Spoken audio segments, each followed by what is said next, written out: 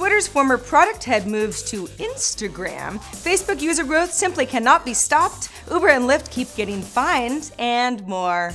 It's Wednesday, January 27th, and this is Crunch Report.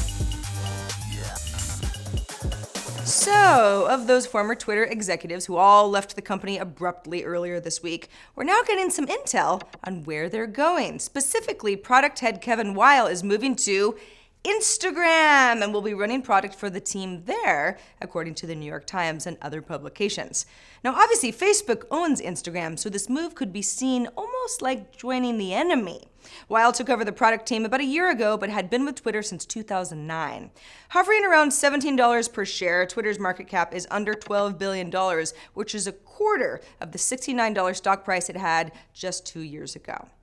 And in the other ring, Facebook does not currently have a growth problem. Not much of one anyway. The company's Q4 earnings report beat the street's estimate with $5.841 billion in revenue and 79 cents earnings per share. Facebook's monthly user count weighed in at 1.59 billion, up 2.58% quarter over quarter, although down slightly from Q3's strong 4.02% growth.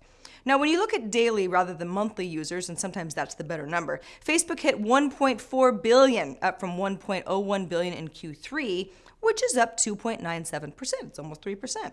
Mobile is basically killing the game on Facebook and now makes up 80% of the company's advertising revenue, also up from 78% in Q3. Also of note, $5.63 billion of Facebook's total revenue came from advertising. Facebook reached $17.93 billion in revenue overall in 2015, which is up 44% year over year, which is huge, with a profit of $3.69 billion. Zuckerberg could afford some more hoodies without money. Earlier this week, Facebook announced it's expanding its mobile ad network from apps to mobile websites, which will help revenue even more probably, without Facebook having to add more ads to its own properties, such as Instagram. And now, time for a roundup of transportation startup fines. Who's ready? Let's start with Uber. In Paris, the High Court there has fined the company $1.3 million, or about 1.2 million euros, as a result of a taxi union suing Uber back in December of 2014 for giving ambiguous advice to its drivers. Now, according to the law, only taxi drivers, real certified taxi drivers, can stop near a train station or an airport and then wait for a new client. Uber drivers and other private services have to go to a specified parking area, and the taxi union says that Uber isn't following that rule at all. $1.3 million is practically nothing to Uber. The company has a lot of money, and it also remains to be seen how restricting the behavior of drivers can actually be enforced. Let's move on to Lyft now, which has also agreed to pay $12.25 million to settle a pending worker classification lawsuit here in California, plus legal costs for the plaintiffs.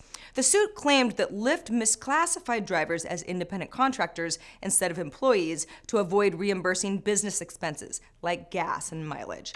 However, the company says going forward, it will keep classifying drivers as contractors. Lyft also agreed to start giving drivers a specific reason, such as a low rating, if it decides to deactivate their accounts. Didn't used to have to do that. By the way, Uber is facing its own worker classification lawsuit with a trial set for June of this year.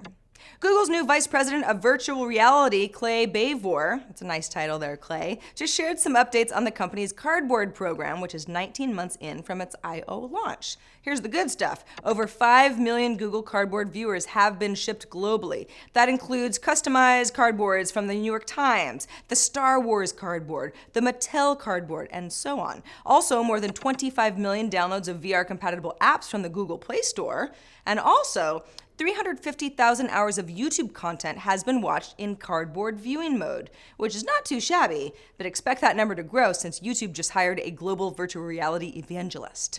Google also says 750,000 VR photos have now been taken with the Cardboard camera, and that 500,000 students have already tried out VR educational experiences. Cardboard seems like a pretty big success already, but it's hard to believe that Google wouldn't also be working on more sophisticated VR hardware, so stay tuned.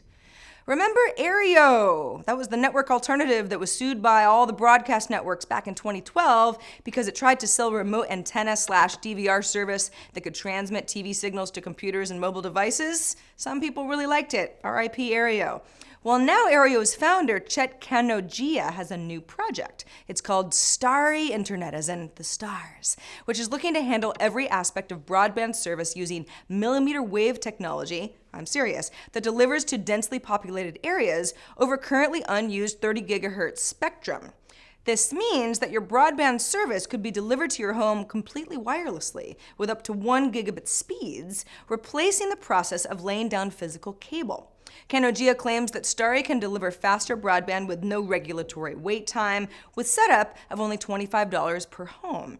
He won't talk monthly pricing, but does say that STARRY won't add data caps to the service. STARRY Station, that's the company's own router, will cost $349, but another router will work as well if you prefer that. STARRY Internet is going live in Boston next week on February 5th. No lawsuits as of yet. And that is the report for today. I'm Sarah Lane. Thanks for watching. This episode was presented by Go90. Crunch Report airs every weekday at 7 p.m. Eastern, 4 p.m. Pacific on TechCrunch.com. You can find us on iTunes and on YouTube as well. See you tomorrow.